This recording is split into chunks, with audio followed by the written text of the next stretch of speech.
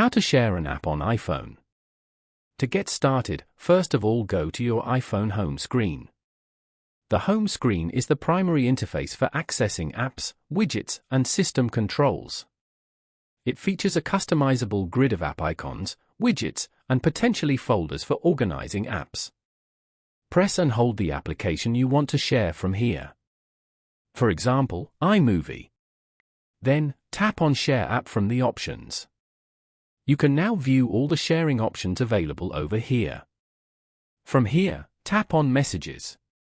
A Messages app pop-up will then appear.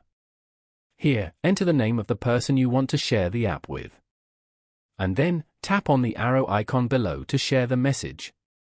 Following these steps, you can easily share an app on iPhone. Thank you for watching.